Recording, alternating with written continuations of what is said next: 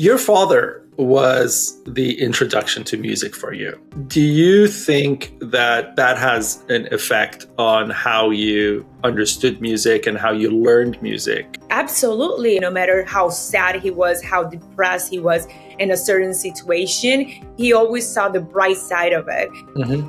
I took in a couple of things from him. I love to storytell. I love to keep my lyrics and the perspective of my music as a very positive thing. No matter how negative the situation is, I'm like, life is full of so many negative things in life that when I sing, I want to sing something that makes me feel happy. And that's what I want to convey through my music. I feel like I got that from my dad. You graduate college with a business administration management degree, but you didn't go that way. No, definitely not. What happened? Yeah, everybody around me knew it. I said, I'm just going to have to pivot because it's going to help me in the long run. I chose business management and human resources because music is a business. So understanding the basic of business and how a little bit of accounting, a little bit of like entrepreneurship and like a little bit of like managing, those are things that it was gonna help me in music no matter what. And my parents always told me, here in the family, you're not gonna be the first one that is not gonna have a degree, da da da da da da. And it took me longer, but I did it. I graduated, and when I graduated, I came back home and I was like, Mom, you see this? This is for you, not for me. This is for you. Here, hang it whatever you want. And I was like, she's like, you always have to have a plan B. And I was like, no, it's not. It's definitely not a plan B for me. I don't like plan Bs either. I think plan Bs make you soft for getting what you want. You know, if you love something, you can't settle because there's only one love. And if you love it, you can't settle. And when you settle, you don't love because you're giving up what you love for something lower, which means you couldn't have loved that in the first place.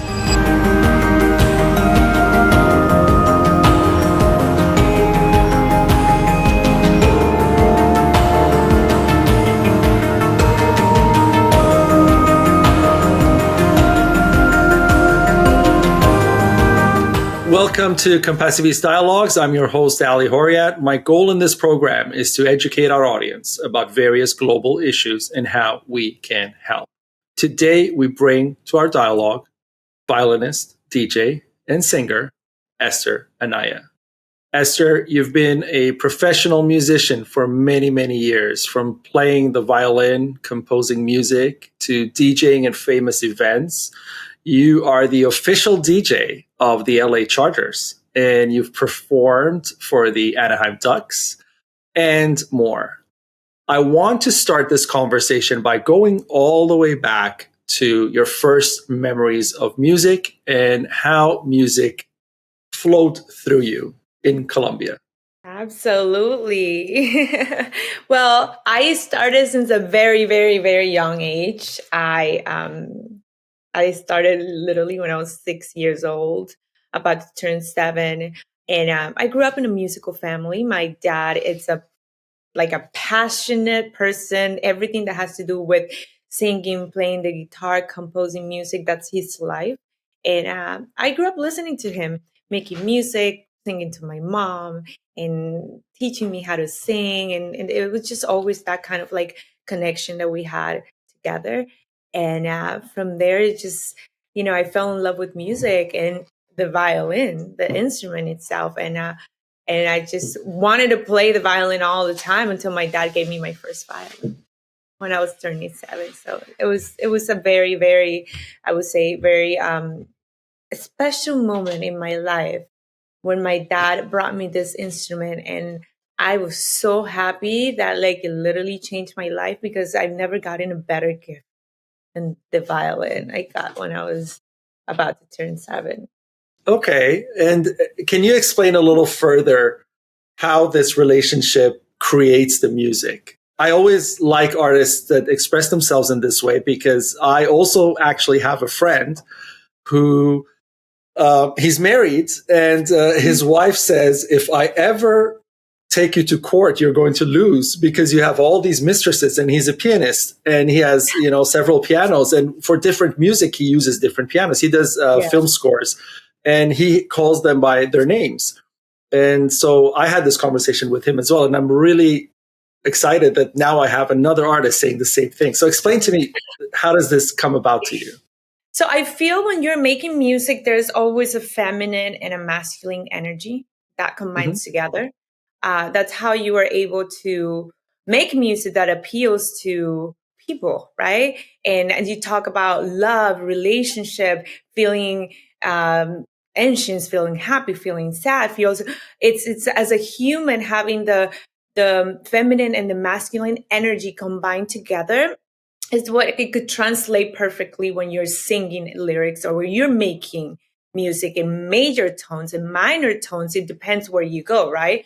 So I feel from my connection with music and when I'm creating, I bring in the feminine part, but I also, as an alter ego, my instrument brings in the masculine Hmm. side that kind of complements me. And I always kind of like from my own experience convey that feminine side, and from an alter ego and putting myself in a complete different perspective as playing the violin and playing something. And I'm like, sometimes I feel it's not me playing. It is me playing, but it's not. It's kind of like a weird thing to say because sometimes Hmm. I cannot replicate to play the same thing twice, which is very interesting. It's like, get me one take. And they're like, got it, do it again. And I'm like, impossible. Okay. I cannot do it again. It just came out once, you know? Hmm.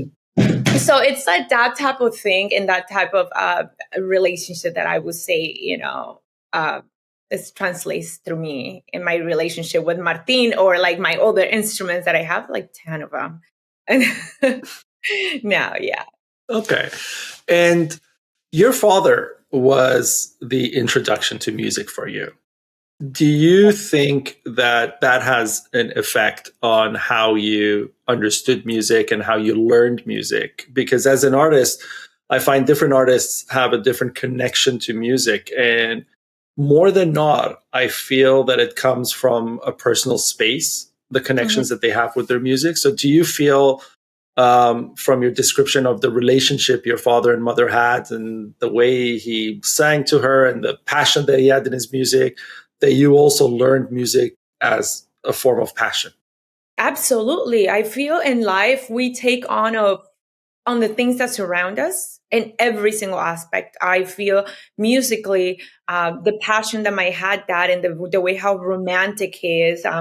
My dad, you always used to like and write things about his personal experience, but in a very positive way. No matter how sad he was, how depressed he was in a certain situation, he always saw the bright side of it. He was a storyteller.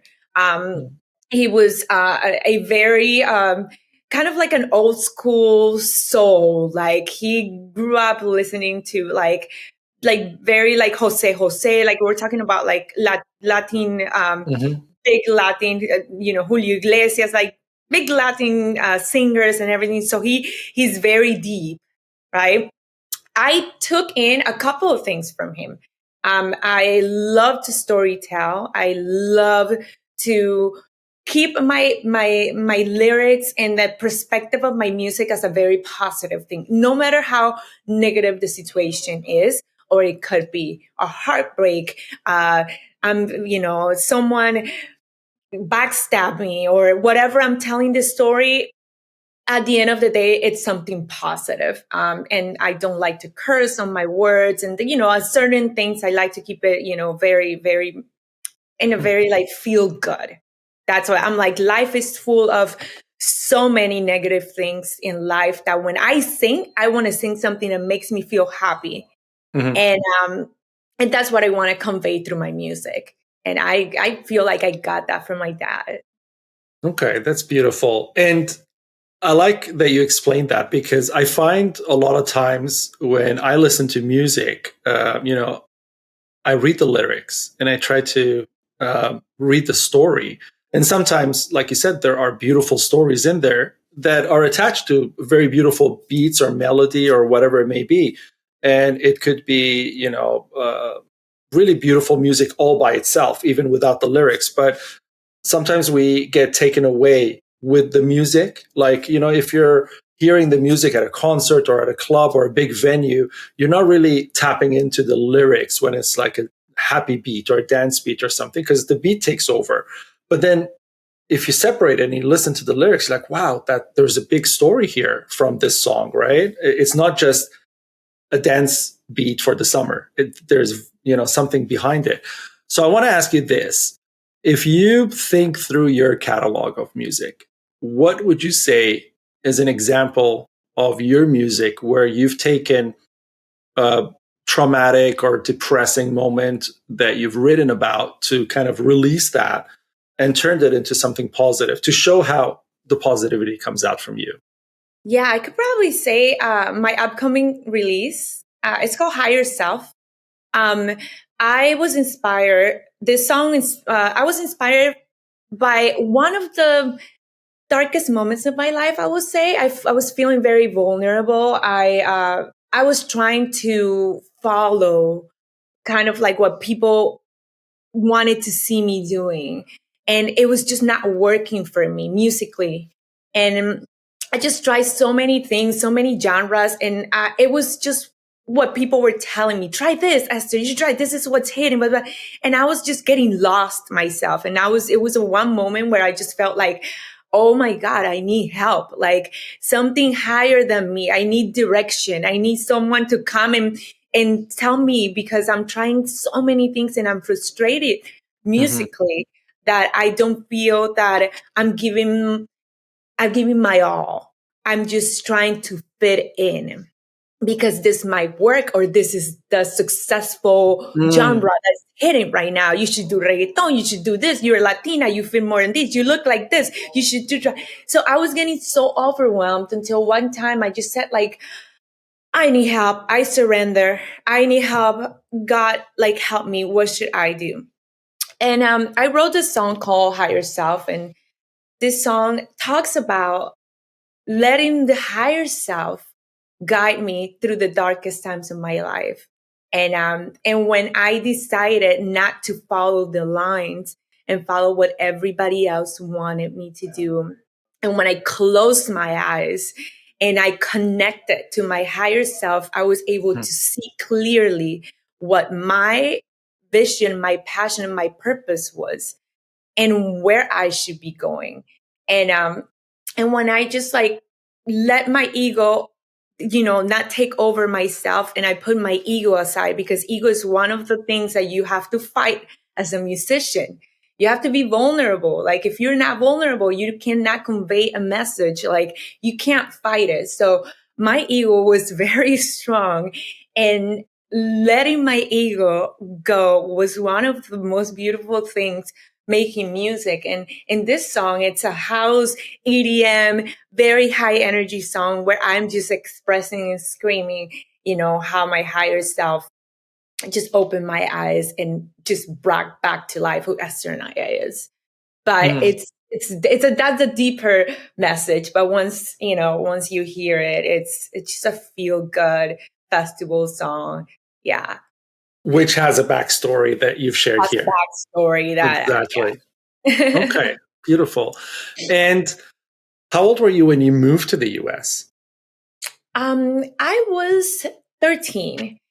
Yeah, I was Okay. 13 years old and moved to the United States. It was like the hardest moment of my life. Imagine you're a teenager and someone tells you, we gotta go, because if we don't leave, something bad is gonna happen to your family. I came as a political asylum. So it was, Oh, okay. yeah, it was very hard. Okay. Political asylum. Yes, that must be a big story there. And you arrive in the US, like you said, suddenly, Yeah. and you're here, you're 13 years old. What did you think? I mean, did you think you're going to be in music, or like what I happened? I just said to myself, how am I gonna do everything I want to do? The only thing I know is like I brought my violin and I have my family. That's all I need next to me. My backbone and the people I love. Everything else, I will figure it out. But it was the first thing I said. I was like, oh my God. First of all, how am I going to learn this language? I was so scared. It was so many hows. It was like, how am I going to continue my musical studies? How are my parents like, we don't speak the language? How am I going to graduate? How am I going to do this? It was like, how? But I feel like as a human and as us, being in an uncomfortable situation makes us stronger and makes us develop some extra, I consider them like powers, because those are things that come out of nowhere that you never think you had. Right. If you ask me, how did I graduate from high school? I don't know, but I graduated from high school. I went to college. I have a degree in business management and human resources. I continue my musical studies. How I just stuck to it. I didn't give up. I did not let the situation around me control who I was and what I wanted. I didn't let the negative things and all the scare, the fear and everything, even though I was very scared, I was so scared of not making it. I was so scared of like all the years I had put into music would just go to waste. And when I tried leaving music, it was the most depressing time of my life. If I would not practice for like a month, I would be depressed. So I realized that music was a drug to me to keep me without anxiety, without so many things, because I grew up doing that. So it's when someone takes something away from you, you can't live without it. That's how music became in my life. Okay. And from 13 all the way through school, all the way through college, you did your schooling, you had your music, which was your spiritual salvation, so to speak, your drug, as you say. And you graduate college with a business administration management degree and human resources, but you didn't go that way. No, definitely not. Oh no, I did What it for my what parents. happened? Yeah, you got the degree for the certificate on the wall, but then you were set on music always. Yeah, everybody around me knew it. I said, I'm just going to have to pivot because it's going to help me in the long run. I chose business management and human resources because music is a business. So understanding the basic of business and how a little bit of accounting, a little bit of like entrepreneurship and like a little bit of like managing, those are things that it was going to help me in music no matter what. And my parents always told me, here in the family, you know how Latinos are, they're very like, here in the family, you're not going to be the first one that is not going to have a degree. Da, da, da, da, da, da. And I remember I would be on tour while I was going to college, and I would talk to my professors and I would be like, I have to leave this weekend, but please, would you allow me to take the exam any other day? I could come back if I was not able, but it took me longer, but I did it. I graduated. Right. And when I graduated, I came back home and I was like, Mom, you see this? This is for you, not for me. This is for you. Here, hang it whatever you want. And I was like, she's like, you always have to have a plan B. And I was like, no, No, it's not. It's definitely not a plan B for me. I don't like plan Bs either. I think plan Bs make you soft for getting what you want. If you love something, you can't settle because there's only one love. And if you love it, you can't settle. And when you settle, you don't love because you're giving up what you love for something lower, which means you couldn't have loved that in the first place. So when I see people say, if this doesn't work, I'll do this, I already tell them it's not going to work because you already are thinking of the comfort of plan B. But if you say, if this doesn't work, I'm going down with the ship, that ship's not going down. And if it goes down, you still don't fail because you'll never know that you didn't make it. Exactly. Right. Yeah. That's my perspective in life. And I tell people maybe it's rough. Maybe it's not a good perspective, but I stick with it. Do what you love. And that's it. And I agree with you 100%. You said something that makes me ask this question because Compassiviste is, an artistic movement. It's based in the arts, in several different forms of the art. And what I'm trying to do is remove the capitalism of it. You said music is business. Music is a business. And I want to take you back. In the 1980s, 1985, I remember there was the Live Aid concert. I was a baby. Not that I remember it from there, but studying it later in my life, a lot of musicians and watching documentaries were begging, big musicians, A-listers like Queen, they were begging for stage time in this Live Aid concert because it was such a huge event and it was all for charity. It was, it was for AIDS and helping AIDS because it was really growing then around the world and people didn't know what it was. They were just scared of it. AIDS kills you and that's it. And, that Live Aid concert kind of prompted celebrities to get involved. Princess Diana at the time came in, and there was that famous time when she went and shook hands with an AIDS patient. And everybody, who saw it on TV was like, oh my God, she touched someone who has AIDS. But then the stigma broke that, AIDS doesn't transfer that way and you don't die from it. And so the research money came in, people started getting involved, the education rise. All those things that happened was because of music. There was no business in that music. It was all love. Yeah. Some of the songs that have come out, Michael Jackson's done this. This is just our era, before the old school people. A lot of bands, I remember I was in Toronto when the Rolling Stones, we had a SARS epidemic that happened in Canada. And everybody was depressed and sad. And the Rolling Stones came over and did a SARS concert for us. They toured and to uplift people living there. And I was there. I went to the concert and it was really something powerful. And I feel like these are not business. These are all love. And that's what music is. It's an expression and it's a language. And, at Compassiviste, our music program, the label is called Love, which means language of emotion. And we write of with OV. And really, that's what it is. It's a language of emotion and it expresses love. And today, unfortunately, it's not. And I understand where you come from because today, music has become business. There's all these rights, there's all these signings, there's all these agents involved. There's so much legalities that putting a song out is more documents and paperwork and legal affairs and banking and everything than buying a house. You could probably buy a building with less headache than putting a song on Spotify. So how do you feel about that? Like when you're growing up or when you're making music and your passion for music, do you like the business side of it? Are you a fan of the business side of it? Do you think that this is how it should be? Or are you just accepting it because this is the way it is, but you don't want it? I love it. The business side? No, I love the creating side. Do I think it's necessary? I do. I feel everything needs a structure. And if there is no structure as a back end, it cannot last. And it will fall off. It's like everything, right? Everything needs a structure. And when things are not put into place, and we are living in a world that is evolving so much. So if we are not evolving with it, we might be left behind.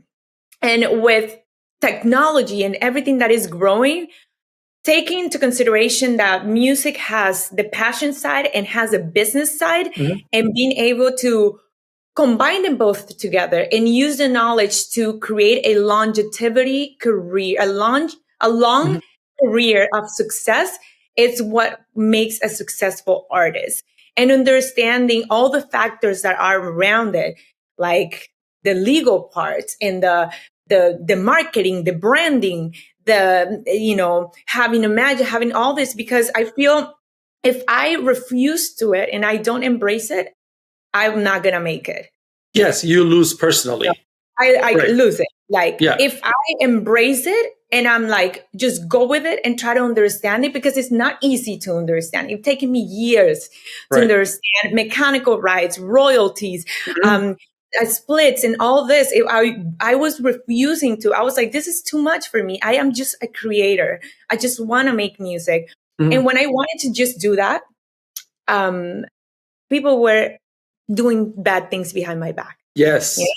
They're taking advantage of everything you were doing purely. Yeah. Exactly. And then I started saying, no, I want to know what's going on. What is that percentage? What does this mean? Come on, what is this going for? Who's signing this? And so I'm like, unfortunately, it went that way because of the evolution of everything, right? And so many people wanting to take a stake of the pie, and so many people want to just to be attached to anybody that is successful or like anybody that is passionate. We care so much about being passionate. If it was for me, I would perform for free my whole life. And my manager comes and he's like, "Are you going to be eating air? Or are you going to Right. be sleeping in the air?" And he's Right. like, "You have to understand as a musician that the business side is important." And so Mhm. that's why I have a manager. I have a whole team who handles all those things, you know, and I like to know. I am that type of person that I'm like, show me everything. I come, I Right. look, and I'm like, everything is good.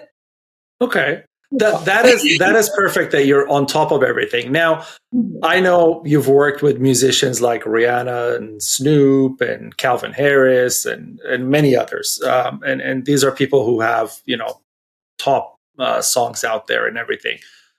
Do you think that in this space there is room for changing the direction of the business of music from its cutthroat profit model to something more social, to something that can give back more, to something that can relate more? Because, and I'll give examples. I mean, you've worked with Snoop, right? Snoop comes from the persona of Snoop Dogg as a character in music, speaks of the troubles of more than not the LA scene for people who are not wealthy or marginalized communities. And I say this, that there are hundreds of other musicians like Snoop who depict the same side of the story, and also in the East Coast and all other parts of the US and in Canada, like, for example, Drake in Canada or other people. Do you not think that if we add the billions that they generate annually and we take a portion and we dedicate that portion, don't care about the government, don't care about the state, don't care about any of that. But if you yourself, as a community of musicians who work together, take a stake of that, a good stake, not 1%, not 3%, but a good 30%, and dedicate it to causes that you know and you're involved with, because a lot of these people have grown up with these problems. When you hear 50 Cent's story, he was shot, he was on the wrong side of everything, and then he turned his life around. There's a lot of people like that. You know how to fix these places, you know how to be involved in these places. So do you think that it's all business, or do you think we need to shift that? We need to change that? Like, is the next spiritual revolution in music the shift to a more humanitarian approach to music? Or is it going to just become a more and more evolved cutthroat music with evolution? I could only speak for myself. And if I could give an advice, I feel that we have the power of change as musicians, influencers, and people that we have the power to have other people listen to our message, Mhm. create revenue in certain way. And all the problems are around us. There's so many people that need help and so many causes and we're all passionate about so many different ones. For example, I picked music because it was what I feel one of the most attachment to because of my personal experience growing up, getting my violin as the first instrument and the first gift. So Asaf Angels, which is my nonprofit, and I give back through Mhm. my nonprofit, giving musical instruments to kids and musical educations. That's how I give back. And I feel that all artists in this world who are doing very well um, should give Right. back. I think it's a rule of life. God Yes. blesses you, and you are a tool in this world to bless others. Mhm. I feel the moment you stop doing that, something is going to go wrong. And it's just, for me, it's my philosophy. That's it. And that's how you see so many people in the world that I'm depressed. I feel they're missing a lot of things in my life. I have it all, but you're missing one of the components. You're missing either God, you're missing the giving back, you're missing the self-love. Life is as complicated as this might look, it's as simple as it could be, because we all Mhm. know the factors. And I wish, honestly, I wish that a lot of musicians and a lot of artists and a lot of creators and everybody that has the chance to give back could choose one cause or Mhm. one problem and try to put like little help, because if we all put something, it might be this much, it might be whatever we could give, it will make a big difference in this world. And I try to do my part. Yeah, actually, you do your part because, like you said, SF Angels, your nonprofit, is supporting kids to Yeah. be able to have music in their lives, to be able to pursue music in their lives. So you are doing your part. And the issue is, to me, there is the personal drive and there's a collective drive. Yeah. So, as huge as an issue may be, you take Martin Luther King. If he walked by himself to Washington, there would be no change. Laws would Mm-hmm. not change, right? Black people will still not be able to have the privileges and freedoms and rights today that were privileges then. They were looking at it as privileges. He made them rights. If he had marched alone to the White House and said, "I'd like a meeting with the president, please," even the guards wouldn't have looked at him. But it was the power of the collective that made the whole country say, "We need to listen," right? Leadership, collective, and a purpose. So you're doing your part. Say, for example, I'm doing my part, but then there's 100 people in the group and the other 98 people are not doing their part. It becomes very difficult for me and you to sustain because you should be getting $1 million a month for your program, because that $1 million may lift a whole country out of poverty, right? And it's not a lot. When I say $1 million a month, it's not a lot. Coming from your industry, it's nothing. People spend that money on a stage for one concert. So it's nothing. But does it happen? Impossible. Are you getting $1 million a month? No, not yet. Not yet. You see what I mean? So we need to come together and build this up. We need the collective to come in. And that's really what we're trying to do here, is to get artists to, exactly like you said, pick something you love. And remember, you're not in this for the mansion. The mansion, if it comes along the route, it's just a bonus. It's just God saying, "Here you go, live here if you want to, or if you don't want to, whatever." But the real happiness comes from the collective giving together. Giving.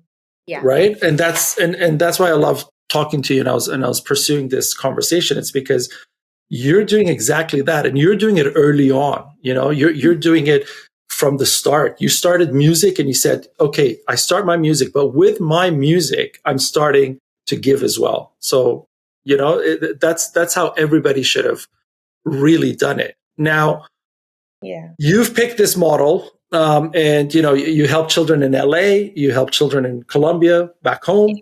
You also help children in Mexico, and so it's like an expanding kind of situation. What is the goal here with the nonprofit? I mean, what is it that you really want to do? So my goal is to open musical schools around the world in the less privileged communities. It will be a Staff Angel music school, not only for violins, but extensive of music and technology, because I feel that attached with music, kids in less privileged communities do not have access to technology that could help them. And everything in music right now and technology are going together, producing, being able to distribute your music, put your music out there. Besides the musical instrument. And there is a huge gap. So the difference is that less privileged communities do not have the high quality education that other kids have. So I want to break the gap of the quality of education and bring it to those communities and create the schools around the world. Not only Latinos, go to Africa, Europe, like you name it, it should be endless. And I just feel with opportunity and resources and tools, I mean, there's nothing that could stop you. The sky's the limit, and these kids and the youth could have like a way better life. I believe that there's so many, next generation, you call it Shakira, Sinatra, Drakes, and Snoop Dogg's, and so many that could come out of all these communities. And I just think so much talent and so much passion, I that other people just don't appreciate it. But I'm pretty sure that, these communities will be very grateful to have the chance to. So I want to be part of that change. And you know what? We did this separately, and I wish we had done it together. But I was watching America's Got Talent once, and I said to myself, this competition allowed so many people to attend and get an album and become famous and grow to become very famous musicians from winning or from, reaching certain places or joining. And it's really amazing. But then it dawned on me, the dark side of it is that the majority of people who were there with parents, were there who were already with some kind of privilege, some kind of finances that allowed them to come there, some kind of organization and structure in their lives. And then I think to myself, there are children out there that their lives are so dysfunctional that even if this was in New York and they were an hour away, they have no way of getting there. They have no functional family to drive them there and let them audition and give them training so that they can, perfect their music or what they're doing to come and audition there. And they're lost, not because they don't have the talent, but because they can never appear. And I relate this to sports. There are a lot of kids who are playing football in Brazil and Argentina. I was there, and I saw so many kids playing on the street that you bring those, 20 of those people, and they'll probably beat any North American team just off the street. Give them cleats and give them, shorts. They will beat so many of the professional teams that we have in North America, but they'll never get that chance. And then they go into these other routes. They start doing. They go down the wrong path a lot of the time, and they don't need to. And so with music, I thought, okay, why don't we do this? Why don't we create a space where we can give these marginalized and underprivileged people the chance? Yeah. If we can give them the chance on our dollar, and we can nurture them to grow. And then when they grow, we know the business side of things and we'll protect them. Again, we won't let them get raped by the wrong kind of managers, which there's so many stories of in the music industry. Even with, A-list musicians, Taylor Swift had this situation earlier. She had to fight for her own music for a long time. So protect them, grow them, and then create the concerts, create the events, create the music that gives back. So it's not always a donation model. It's not always a charity. Once a generation comes up from here and you have a couple of Elvises come out of this program, you don't need to ask people for money anymore because that itself makes the difference in the world. And that was the idea for Compassiviste music program. And it's the same thing you're kind of doing. And it's the same thing I've heard other people want to do, which is where I come back to the collective. You see what I mean? We should unite forces and do this together. We should, because there's no ego here and there's no money. I'm not doing it for profit. You're not doing it for profit. So we just need help. Yeah, we just need each other to come together and to grow this program, right? With your connections, my resources, we put everything on the table and we can make food. Exactly. If I bring my farm and you bring your farm and we put it all on the table, we will have dinner. But alone, we may not be able to. You see what I mean? And that's the power of the collective. So I love what you're doing there. I love your program, and you've helped a lot of people so far because I've watched some of the footage and all of that, and you're there. That's the beautiful part of it too. It's not one of those things where you are a celebrity musician and you're sitting in your home in LA and you don't care and something's happening down there and you're just giving money to it. You're actually involved yourself. Yes, I like to. You want to be involved, right? Exactly. That's the beautiful part of it. Always. Yeah. And tell me some of the stories that touch you, move you, and make you want to not give this up. I feel like, just looking at the kids' smiles when you give them an instrument and when they look up to you and they say, like, one day I want to be like you, Esther, or like, and I'm like me or like someone else, or like, I'm like, oh my God, just the satisfaction of giving an inspiration to one of these kids and them seeing a good role model sometimes they might not have as close to, or looking at you and be like, you know what? If she's doing this, I could do this, because I tell them that I'm doing this. You could do it. There's no difference.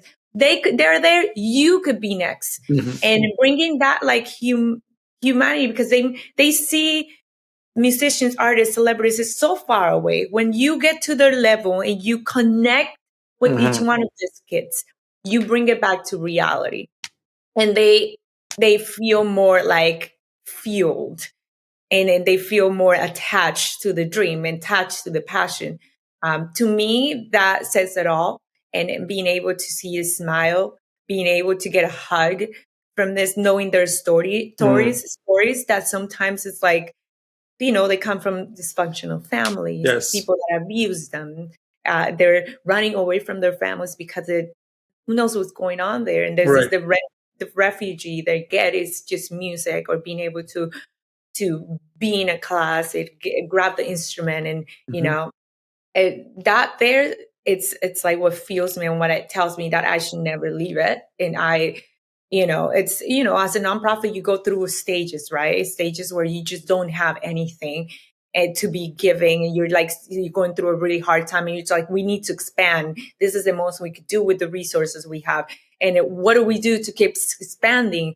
What should we do? And I feel like it's kind of like a roller coaster type of thing, but as long as you stick through it, because it's a long process. And one day, I mean, miracles happen. One day it could Mhm. just be, here it is. Someone comes, here it is. Let's open 10 schools now. And I'm like, Right. I'm Yes. ready to open it.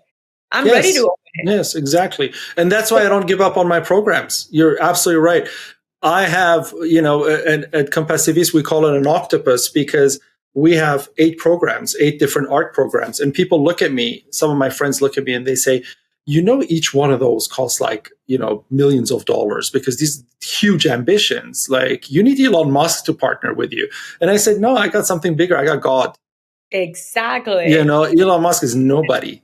If God wants this to happen, I could win the lottery tomorrow, for $1 billion. If God wants this to happen, it will work step by step for 40 years. Whatever it's going to be, that's how it's going to be. But the only thing that is in my power is to not give up, and I'll never Exactly. give up. And Yeah. that's the power of it. So it's beautiful because what you say reminds me that in a way, you're giving life to these children. Hmm. Giving life is not only healthcare and medicine and food, it's also nurturing their souls. And that's what you're doing. You're coming in and maybe a food bank is saying, we're giving them breakfast, lunch, and dinner. But that's not giving somebody life. That's just keeping them alive Yeah. physically, and it's so much more painful to see a dead soul than to see a dead body because a dead body doesn't suffer. But a Yeah. dead soul is continuously in suffering, and you're alleviating that suffering by what you're doing. You're giving them hope. You're giving them something to work with. So it's really beautiful what you're doing. And yes, we are definitely going to join forces, and Yes.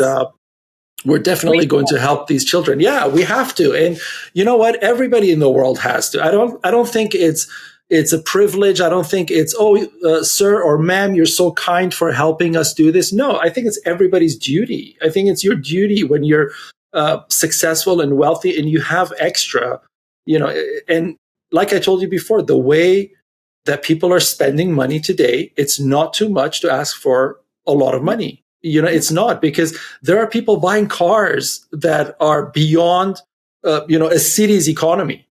yeah. So when you see that, and when you see that so casually, that they can support the whole city.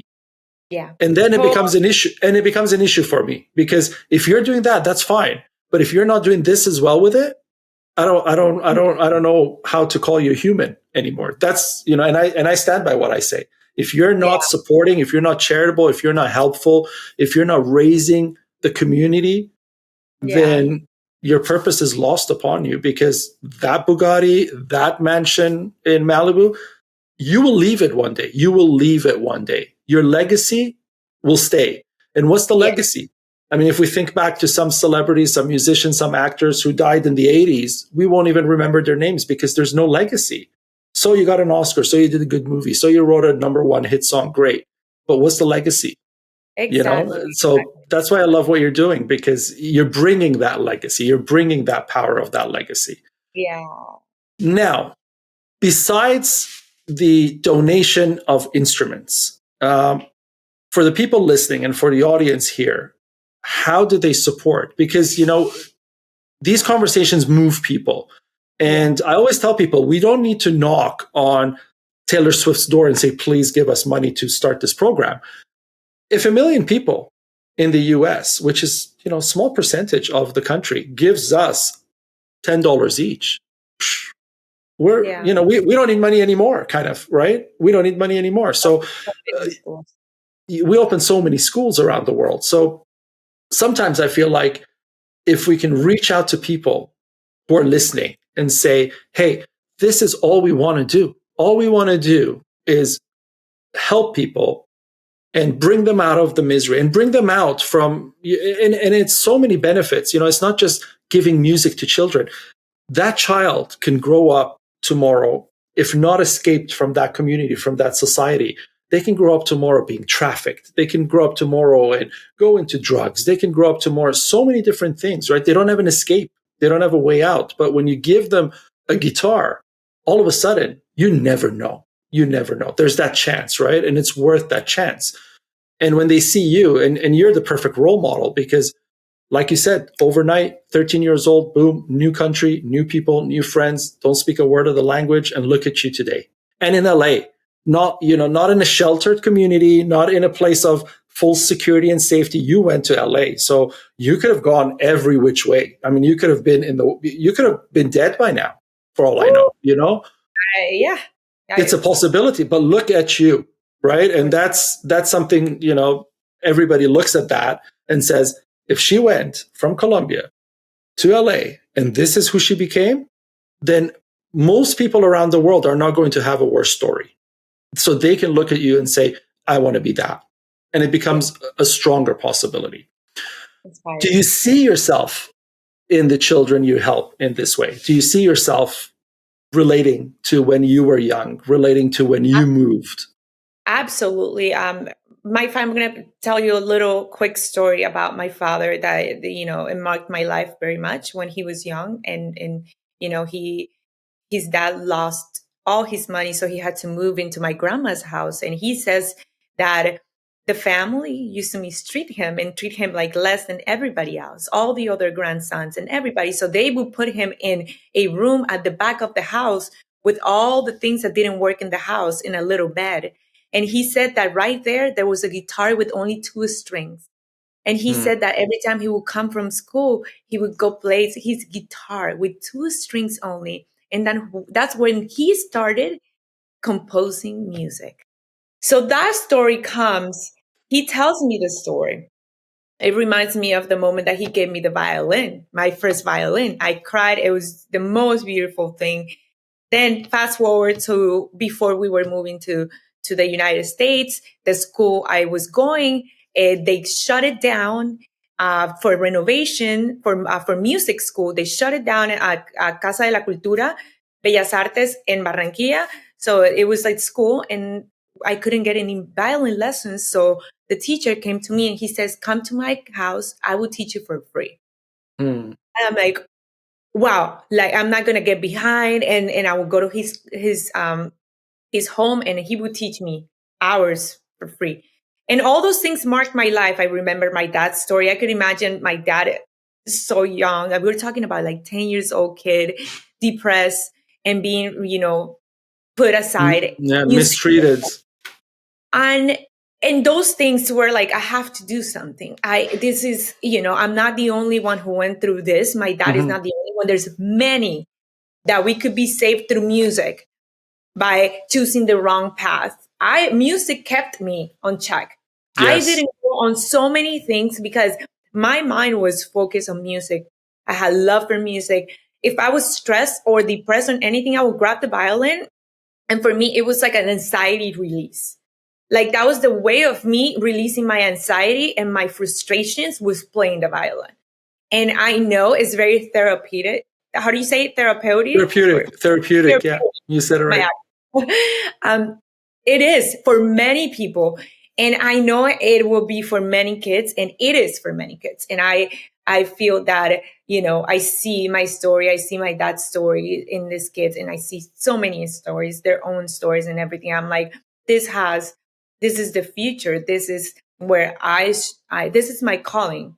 This is my purpose, and this is my line, and this is where I should and stick to it. Definitely.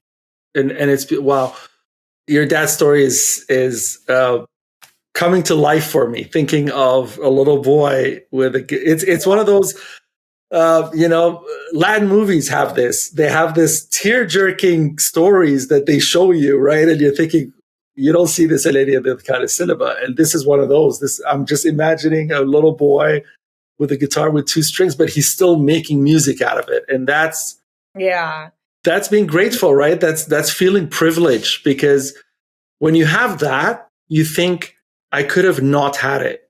But sometimes I think when you're given everything, that instant gratification, you want a guitar and your parents buy you, a brand new guitar and a case and everything else and hand it to you, and you don't even know how to play one chord. And it's like, you don't feel, the love of that guitar. But, when it comes in that way, you kind of start loving it and start loving the music with it.